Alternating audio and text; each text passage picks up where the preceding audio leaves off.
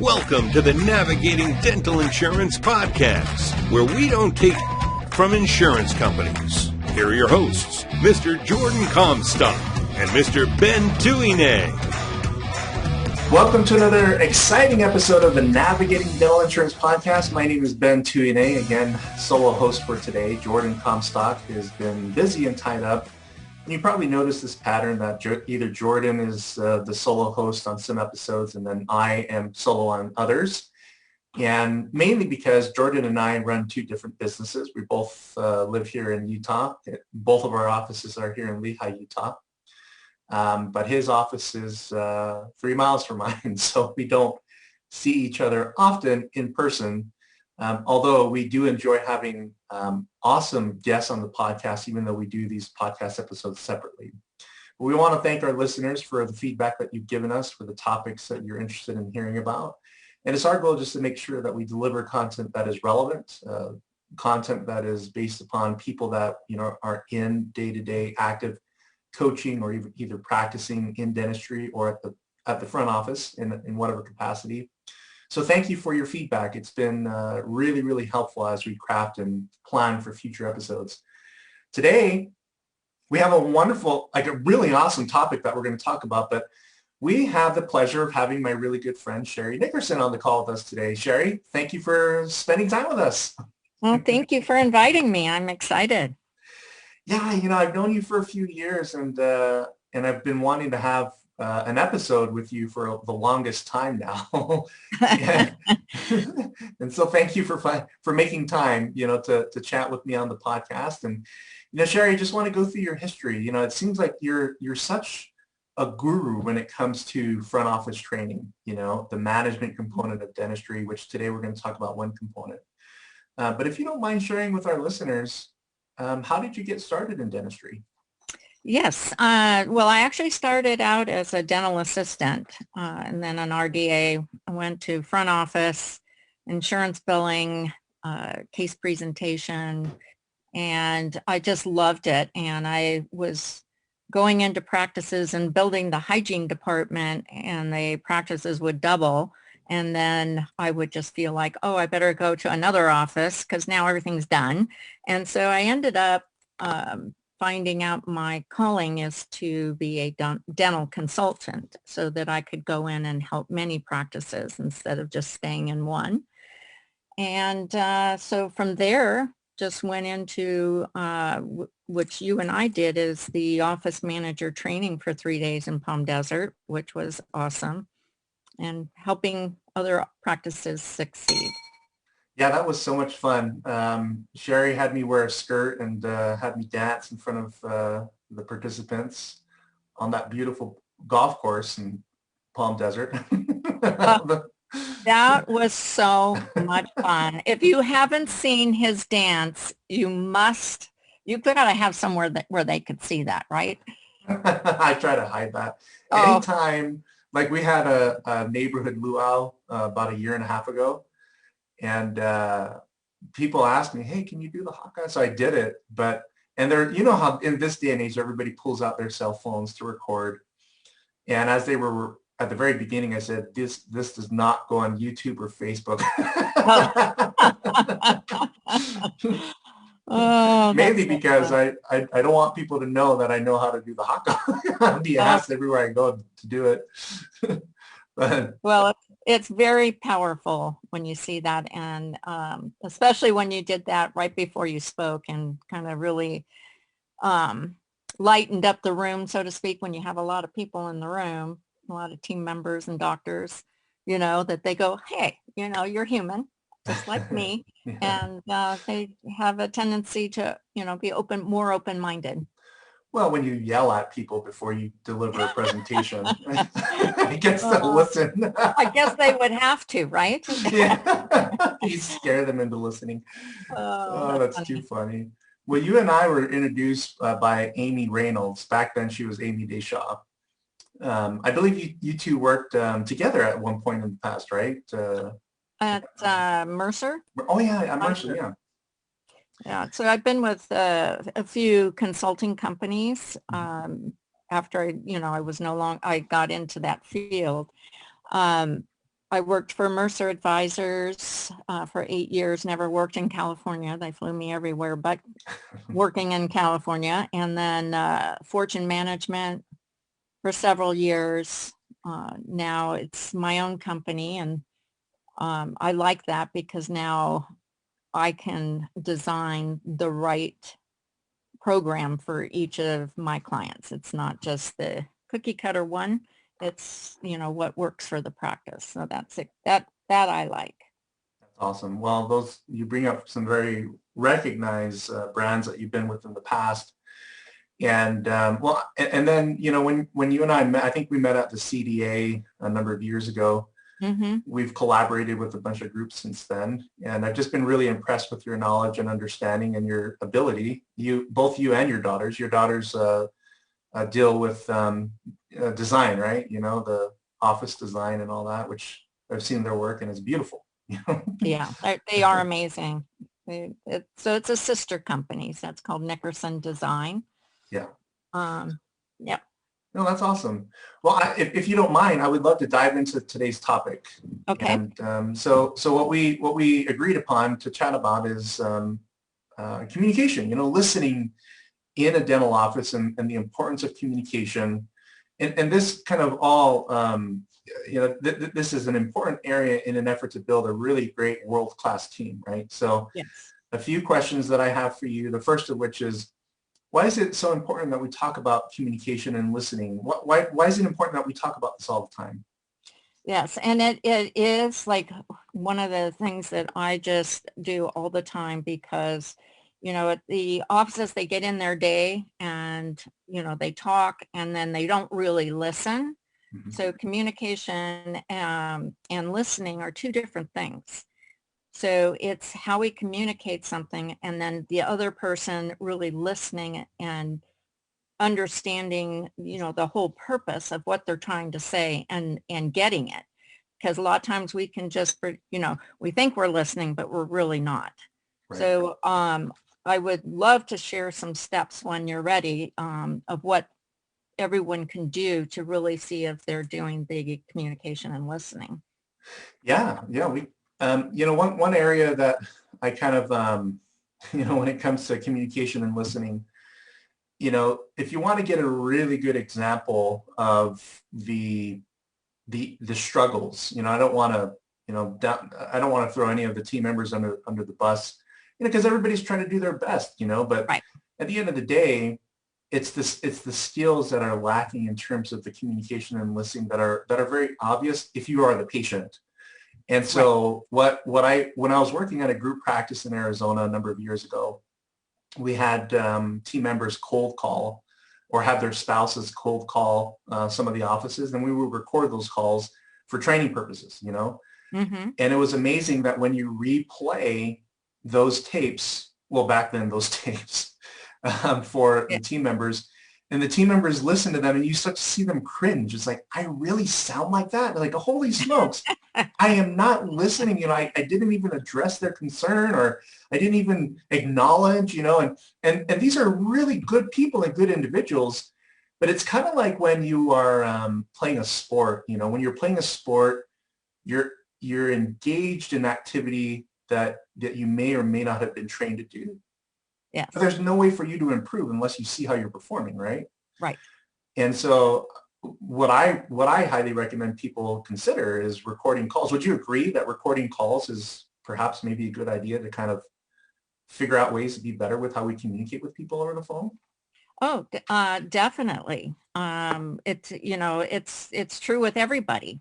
This isn't just about your environment. It's also your personal life.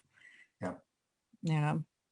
Yeah, my wife threatened to get a hidden recorder.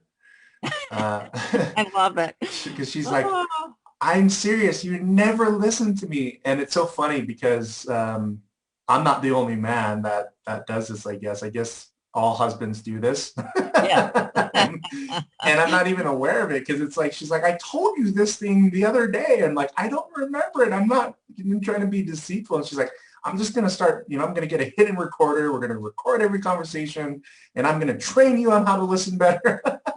Oh, funny. Well, that just triggered something for me because it's like, You know how you're talking, whether it's a patient, your spouse, your kids, and you're talking and they're looking at you and they're nodding their head because they're looking at you. And what's going on in their head is they have a committee going on in there. And they're having a whole meeting. And so when you're done talking, they're done with the committee. And then they go, what did you say? What does that mean? And that's the part where in dental offices is, when you're doing case presentation with your patients and they're looking at you and they're saying yes. And the doctor says, well, they said yes. And then they walk up to the front and they don't schedule. Right. And they completely didn't get it.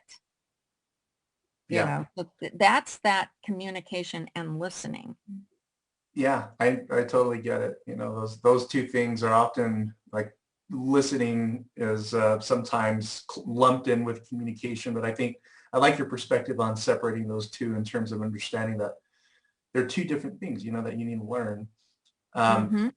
In terms of just communication in dental office, what areas in a dental office need clarity when it comes to communication? Yes, that, well, and I'll go through a couple of them because it's really important. Hygiene department is critical because they're talking up to the patient, educating them, and especially if they have gum disease, what do we need to do, and making sure that the patient walks away with some knowledge and understanding the why they need certain procedures and that they follow through with that and they stick to that plan to help them get healthy. It's also important, case presentation, like I said, with the patient so that they understand, what's going on. And team to team is important because we could have a morning meeting. I call it the morning purpose meeting because what is our purpose today? And we're talking about everything and we want to make sure that what we discussed in the morning purpose meeting is going to play out in our day. Right. Dentistry is not black and white, as I always say. Things do change, but at least if we have our purpose for the day and we understood in the meeting what is the plan, then your day becomes, there's a flow and everybody gets it. It's also with the doctor, that how many times have I heard, oh, well, the doctor's not coming to meeting, but the team will do the meeting. Well, he's not there and he's your leader. Besides everybody else being the leader, we need the leader there too, and listening and understanding and communication, and what's the plan? So it's really very, very important is that, I guess you could say, what is your key message and what is the purpose of that statement is your communication. Yeah, I love that. I particularly love the part about the leadership component. I have personal experience there for many years. When I first started my business, I did not have regular team meetings with my team. I kind of met with them one-on-one and said, okay, this is what you're supposed to do and what your responsibility is. But I, after a couple of years, I noticed that we've had issues, and it was issues related to how the pass off between one team member to another, because everybody had their roles and responsibilities, which were made up by me, but there was no smooth transition, and it was a function of lack of communication.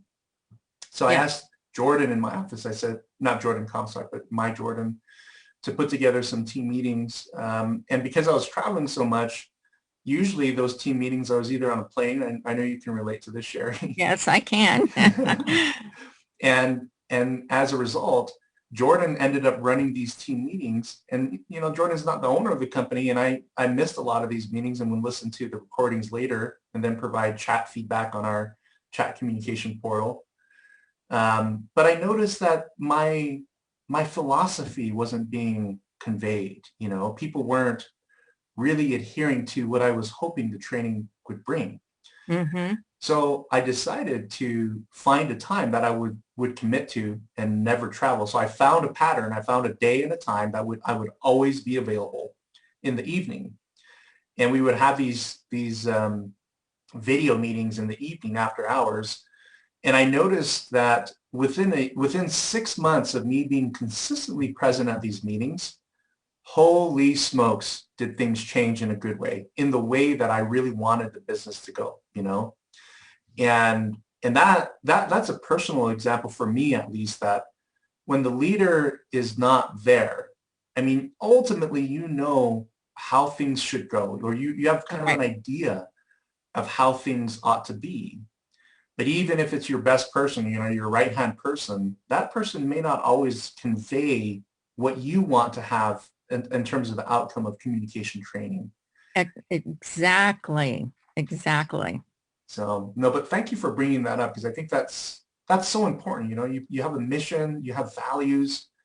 Only you as the leader can really be the most effective in getting those things implemented among your team members. And I'd like, yeah, I'm sorry. No, go ahead. Go ahead. Yeah, I wanted to add on that because you said the vision and your core beliefs and values are extremely important with a team and the doctor as a group, you know, because, you know, it's about building the culture in the practice. And in order to do that, so that everybody's on the same page and everybody understands what their role is. And if someone else, you know, let's just say they needed to hire someone new, well, that person's going to, you know, has to come into this culture and be trained in that culture, not to just bring in stuff, you know. It's because they made that unity, you know, of that home. And that comes with the communication and using the 7 C's, I say, in that, so that you can build the practice so that it can run on its own, but also, and I shouldn't say but, and the leader is always going to be present and be consistent, like you said. Yeah. That's what makes the change, is the leader being consistent and knowing that the team feels that you're interested and that you're not just, you know, out there. You're working. I get it, you know, because I fly a lot too, but it had to be where I needed the time with my team also, is to make sure that we were clear. Absolutely. You mentioned 7 C's. Are you willing to kind of give just a brief overview of what those are? Sure. So if whoever's listening to this, you can write these down. So the main one is starting out with, what is your key message? And then what is the purpose of that communication that you want to make sure it gets out there? So that's the what do you want to call it? The main part of it. From that, you're going to list 1 through 7. And number 1 is clear. So you want to make sure that whatever it is that your message is what's clear, so that we're not just making it so it's you can take from it what you want and figure it out yourself. It's being very clear at whatever it is that you want to have done. Right. Okay, from start to finish. Then number 2 would be concise. So keeping it brief, and knowing exactly A, B, C, D. These are the steps I want for this topic. Okay, so whatever that key message was. Number 3 is concrete. So when your message is concrete, your team will have a clear picture of what you are telling them. So, you know, we'll have to think of a good example to give at the end. Then number 4 is correct. So double checking to make sure that there's no mistakes, that, you know, if I was the person listening to me, what do I want to make sure I know and make sure it's correct? Right. So being laser sharp focus on what that key message is. Number 5 is coherent. So the key points that are relevant to the key topic. A lot of times, that we have a topic and then everybody goes off in a different direction. You got to stay to the topic and focus and zone in on that and making sure that everybody's clear on that, which will then, keep the flow of the message consistent because we're talking about that one thing. Number 6 is going to be complete. The team now has all the information so they can make an informed decision or take action on what that message is. Because now they know exactly what he wanted or she wanted. The 7th one is courteous, and that's your keeping your team's viewpoint in mind so that it's not just you. It's going to be about all of us as a team to build that. Their decisions and comments are important and to be looked at as it's not just what he says or she says, it's about what the team agrees. And that is how I coach in the dental offices that I go in, is that we do have team meetings once a month in their office, and we go through these steps on anything that we talk about or do, and making sure that everything is concrete and that we have action steps and who's doing what and what does that look like, and and then you have the follow-up plan. So these are 7 really, really important steps to be a world-class team. Love it. I absolutely love it. I've been taking notes and looking at this. I can see how this could be very much applicable even for my team, in terms of. It's for any business, your home life, your and if you would like, Ben, I'd be more than happy to send the diagram to you, and you can, what the words mean. So yeah. I would be more than happy to give that to you. That would be awesome. Thank you so much. Yeah, I think this is excellent. I know that you had mentioned, or at least included somewhere in your notes, that you had, do you recommend doctors have agreements with their teams on like communication policies or protocols? Oh my God, thank you for mentioning that. Because after what we just said, is now, and a lot of times when I present this to a group, they go, oh, I don't, an agreement, we all write it out, blah, blah, blah. I have found by using this that the agreements is that by typing it all up and everybody reading it when it's complete after we had discussed what we're doing, what's the decision making here, and who's doing what, then everybody signs it and it goes into your employee manual. And this way, if things come up and we go, okay, so what happened? We discussed this and this is what we all agreed to. And here's the copy. This, it's like a no-brainer. I also, and feel free to, if you would like to give the agreements out to anybody that reaches out to you, I'll send you a copy of that. And it does give a list of other agreements you can talk about, but putting that into place. And I think I did send you a sample of one that was for fogging. For the COVID. And it was interesting when we went through this with this practice. We just did this a week ago or a week and a half ago, and nobody really understood what the fogging was. Everybody's doing it. Everybody's, thinks what they know.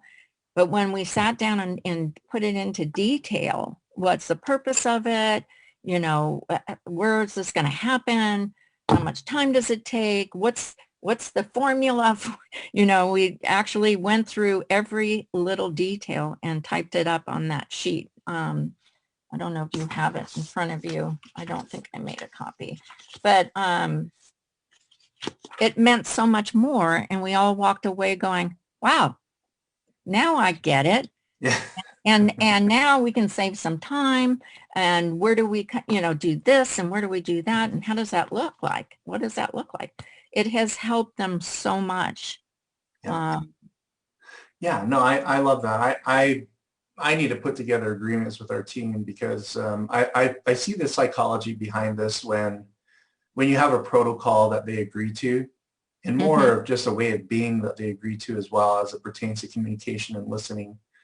And when they step outside of that and you have a signed document, I'm sure leading up to showing them the signed document, there's some disagreements, there's some bickering and, arguing, but showing them the agreement, say, well, I just want to remind you, these are things that we all agree to. I think you disarm people at that point, and you sort of get them to calm down a little bit. And it's a reminder that, oh yeah, I do remember reading that, And yes, and when you have that meeting, when you start to do the agreements and the why you're doing it, is that it needs to be stated. This is an open, honest communication workshop, and I want to get everybody's input. Whatever anyone says, there's nothing wrong. Everything needs to be discussed so that we all agree. If one person disagrees, raise your hand. Let's hear what you have to say and what would be a solution. Right. You might go a different way. Who knows? So it's just really taking that time to do that. And each agreement usually takes a good hour and a half. So if you think you're just going to type something up for 5 minutes, then it's not really the agreement. Put some thought into it, Yes. Yes. Yeah, I really like that. So what about what's your advice or four things you think, or four wise things you think we should keep in mind when sort of thinking about these communication and listening protocols within our businesses? Yes. And I'm going to say I have four things I'd like to share. Is a lot of times we speak, the words that come out of our mouth don't really listen to what they don't. The words don't hear what you're trying to say. So in other words, it's sometimes we say things that we don't mean. It comes out differently, and that's why it's interpreted differently, and people take things either the wrong way or the right way. So it's really thinking first before you speak is one thing. Or if you're not sure what they're saying, then you say, stop and just say, what I hear you saying is, am I correct in this? So that you make sure you understood what they were trying to say. And as long as you communicate that to each other, then it makes it all good. Another one is it's great to be passionate about anything you do in life, but you just can't take it personal. So what I mean by that is I'm very passionate about what I do, and I can go in and, I never let a minute go by without doing something. That's just my passion part of it. And if someone could take that as, boy, you're just, doing too much or whatever, I can't take that personally.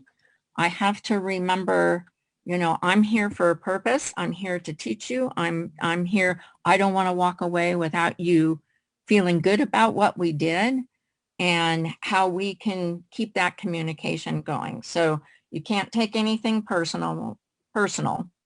So I think everybody can relate to something, that you're really passionate about, and that someone says something and you go, oh God, did I? Right? Yeah. And then stepping back and build a bridge. So especially with team, is things go on during your day with the back office, the hygienist, the doctor, the front office, oh, she did this or did that, just, hey, step back and build that bridge with that person.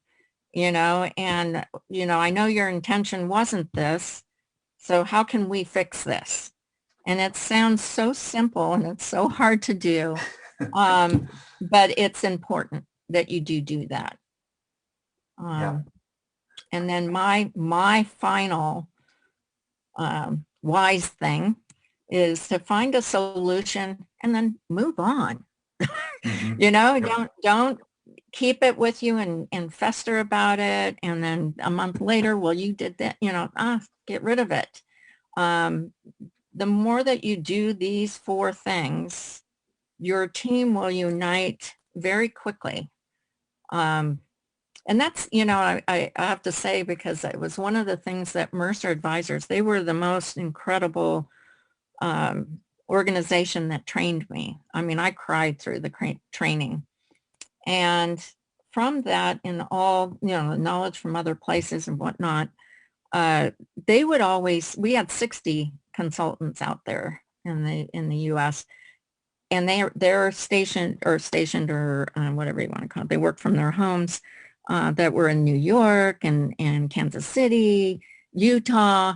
And whenever a doctor said, it's my team, they would not send anyone in there but me. And they would fly me from California to Maine. I went to Maine.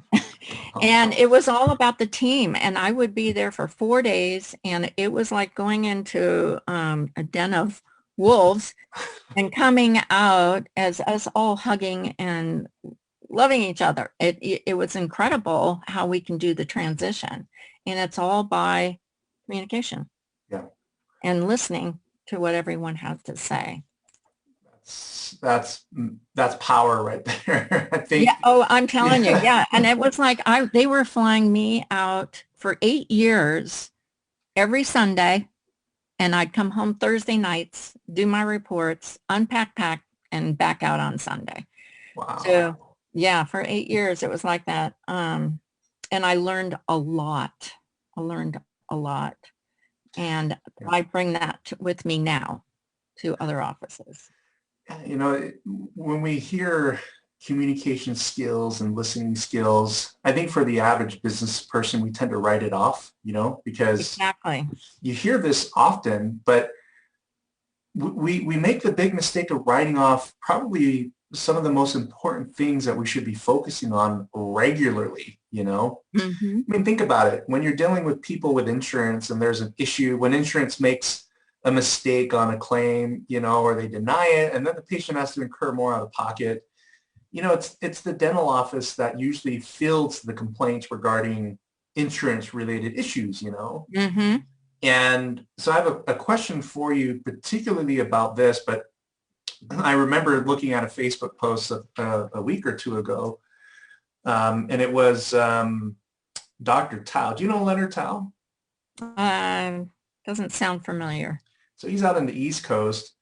He was relaying his experience, and he sat next to a customer experience executive for Marriott, and then they started to have a chat about how do you deal with people that are upset, and how do you deal with patients or customers that are upset in an effort to avoid having them give a negative review online, And, oh boy, yes. And her response was, well, number one, what you said, you have to actively listen, listen to the facts and their feelings, and don't try to make a rebuttal. Just listen, Right. and make sure you're really listening. And then the second step is you want to offer an empathy statement. You don't ever argue with the patient, and you don't apologize at this moment yet. You just offer empathy because you want to make sure they understand that they feel heard, they feel yes. that you feel their pain, and that you understand where they're coming from, whether they're right or wrong, in right. the end, these people just need a vent. And then she said, and then afterwards, that's when you apologize. When they understand that you understand them, at that point, you can go ahead and offer an apology, and then show the patient that you really understand and you really know how they feel. And when you do that, it disarms them. Almost all the time, these patients sort of tend to calm down a little bit. You know, the funny thing is that my wife and I are Marriott Vacation Club owners. Mm-hmm. And we went to Tahoe last year. I made a reservation and we decided, well, you know, we have a car that the lease is up later this year and we're not even at 20% of our mileage. So we're like, we're going to drive out to Tahoe from Utah, you know, roughly a 650-mile drive.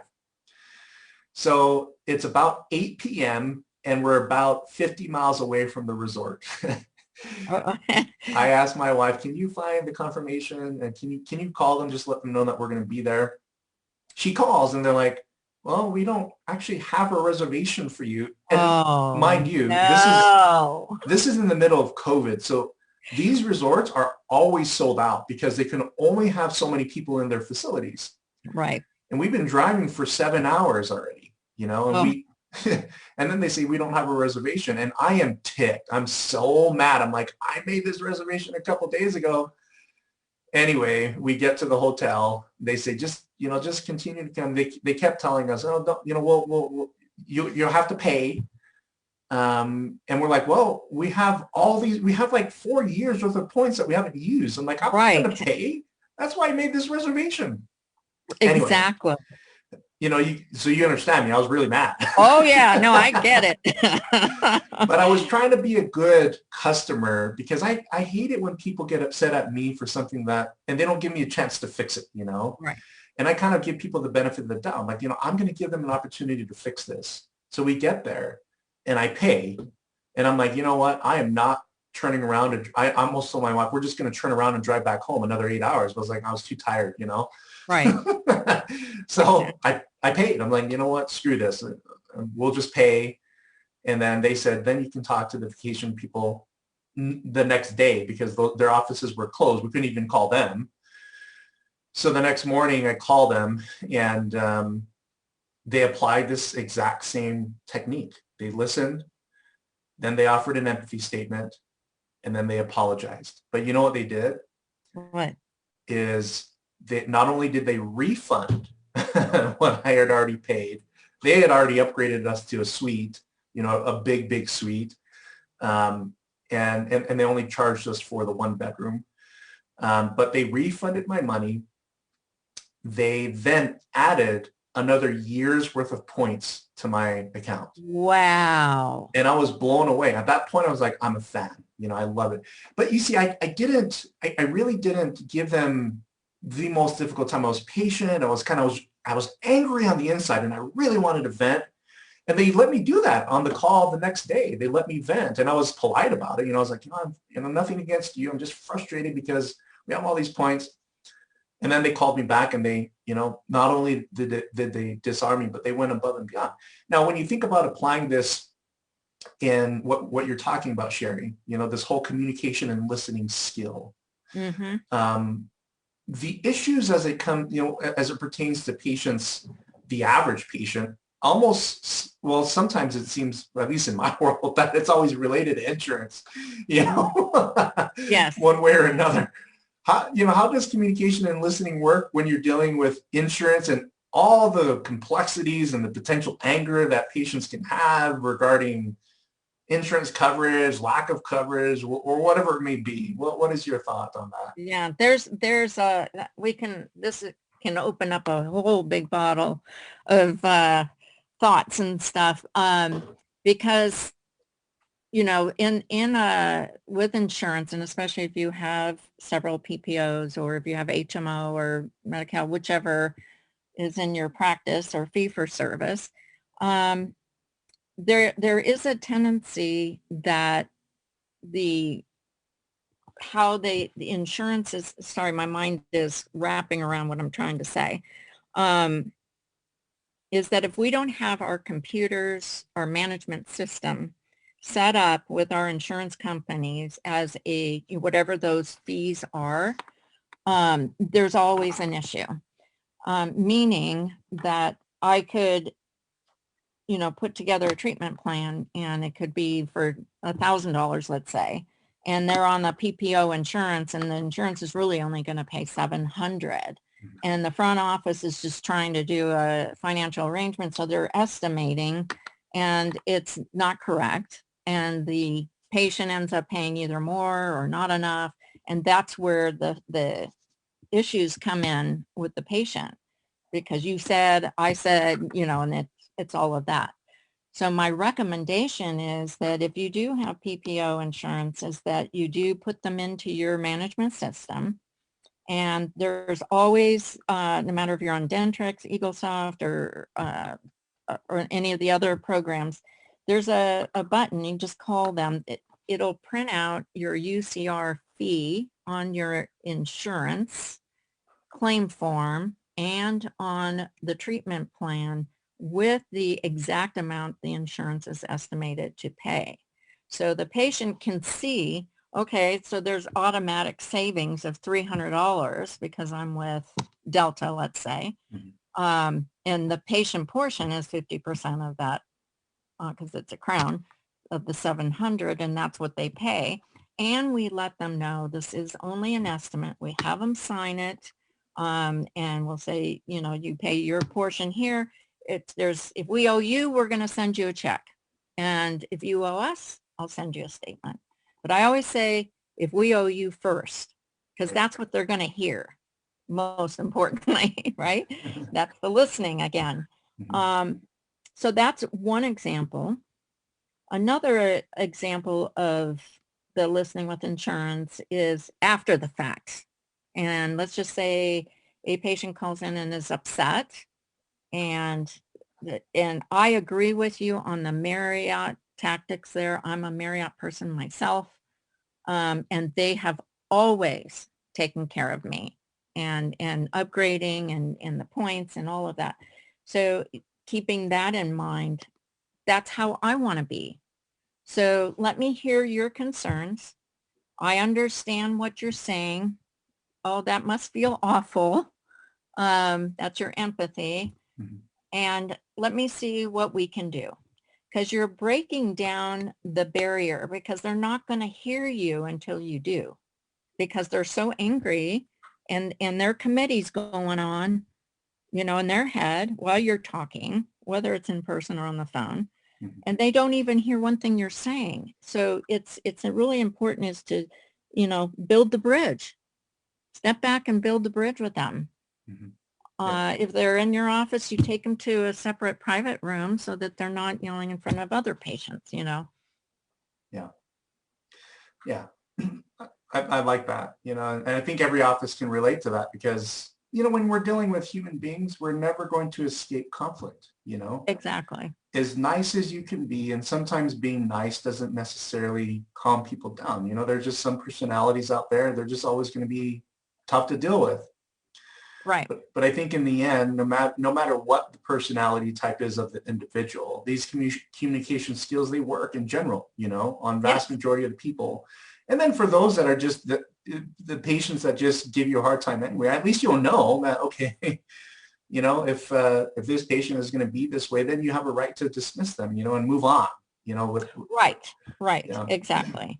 But you do want to, because I'm in a lot of offices and I do listen to how everyone answers the phone, or they meet and greet patients, or checking out the handoffs and all of that. And I have seen a lot of difficult patients in that arena, and all it takes, and I've done it myself because I can't help it when I'm in an office, because I used to be an office manager and did all those roles, that I can just jump in and totally get it and help coach the person I'm working with, how that should look, not in front of the patient. So it's not like, listen to me kind of thing, but doing the role myself with the patient and showing the person that's listening so that next time it happens, you know how to handle that. Absolutely. Yeah. Lead by example. Love it. Yeah, exactly. I mean, I'll even answer your phone. I have been, I swear to God, I have done this. I have gone in and we talk about case presentation and how do we do that, and we role play. and in a room. Mhm. And this is how it looks, and, let's get comments and whatnot. And then go, oh, I got a difficult case coming in at 1 o'clock. Can you do that one with me? And I will. And we'll sell it, or, the patient accepts the treatment, and they schedule and they pay. So what happened there is really seeing that we don't need to talk a lot, and we need to, and that's a whole nother podcast there on case presentation. So I won't do that now to you. So, but it's about communication, how that looks, and really knowing, what the patient, reading the patient, what's their body language. Yeah. Yeah, it's it all ties together, and the communication component. I mean, you can apply it. We can talk hours and hours and hours about the different components of communication and listening. Oh, Case definitely. Case presentation is a very interesting one because, what you find there is very basic communication skills, listening skills, and so forth. Being concise is a big one. Mm-hmm. Have you watched that cartoon Ratatouille? Or heard of it? So it's a little rat in Paris that becomes a chef. I'm at my grandson's house, so I might have to look that one up. Oh yeah, you should watch it with your kids. It's a really fun show for kids, a cartoon. But there's a part where the new owner of the restaurant comes in, and he's a younger guy, and they're like, okay, now you got to give the speech, the morning huddle, if you will. Yes. And he stands up on a chair, and he starts talking and talking and talking, and then time passes, and when they show his cooks, they're all asleep because he's talking for a long time. They're like, this guy's not making any sense. We're all bored to death. Like, what are we doing here? I think that's an over exaggeration of being, an example of, you need to be concise, but at the same time, I'm a big believer that less is more when you're trying to make a point. Yep, that's number 2 on our list: concise and keep it brief. Yeah. Because when it gets too long, and think about that as a patient in the chair. Mm-hmm. Yep. I went in, I need to get 2 implants, and I went to a specialist in my area in Palm Desert, and they didn't even do the COVID screening till after I was sitting in the chair. So that was a negative for me. Yeah. But then the doctor comes in, and for an hour, he is talking and talking and talking all about everything else except for the 2 implants I came in for. I left without even knowing what I'm going to do with that. So Right. obviously I'm not going back to that practice. Mm-hmm. So, doctors think that more information is good. It's not. Yeah. Less is more powerful. Being Yes. straight to the point, and having very powerful examples of to convey your message, and I agree, less is more when it comes to anything, and when it comes to, influencing people to do what you want them to do, or resolving concerns, whatever it may be, Exactly. And I specifically said, I'm here for the 2 implants. I want your opinion. Mm-hmm. That was the first thing I said. He never heard it. He didn't listen to you. Oh, you should write him a letter and just say, hey, just to help you out, I want to give you some pointers. But this has been really great information, Sherri. I know you and I can chat for days, but unfortunately we don't have that much time, and so the nuggets that you shared have been extremely helpful. And my recommendation for listeners is, I've known Sherri for years, and she's magical when it comes to these communication tips and techniques. Team training. Oh, holy smokes! The culture that she implements in these in dental practices really turns things around for the better. In a big and meaningful and noticeable way. So Sherri, if listeners have questions for you, they want to learn more, or perhaps a question on the agreements that you talked about and the other points, how can they get a hold of you? Oh, sure. Well, actually, I'm going to give you my cell phone. It is 442-222-4205. If I do not answer the phone, please just leave your name and number and what practice you're from, and I will get back to you in the same day. If you would like to send an email instead, that's fine too. It's Sherri, Sherri, at nickersonconsulting.com, and the website is www.nickersonconsulting.com. Perfect. So there's 3 ways, and I would be more than happy to answer any questions from anybody, and if they would like a copy of the agreements, I am certainly okay to send that over so you have a format. Thank you, Sherri. So for those of you that are driving or otherwise occupied, don't worry about rewinding, or do rewind to listen to some of the important parts of what we talked about today. But the contact information for Sherri is going to be in the show notes. So just click on those, and then below the description of this episode, you'll see her contact information. Sherri, any final thoughts for our listeners today? I just want to say you're so wonderful. Oh, thank you. You know, well, you are. You've been a great help for me, especially about insurance. That, you know, that's a whole nother can of worms there. You know, fighting with insurance companies and doing what's right for the practice. And I appreciate all your help, and I enjoyed very much to be on this call today. And I hope we get to see each other soon. Yes. COVID looks like there's, it's almost over. It's almost over, folks. Hang in there.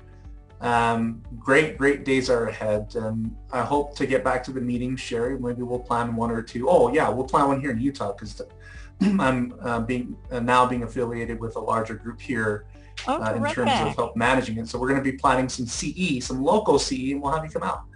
I would love that. I would love that. That would be so much fun. And only if you do the dance. Oh yes, I will. I promise. For you, I will.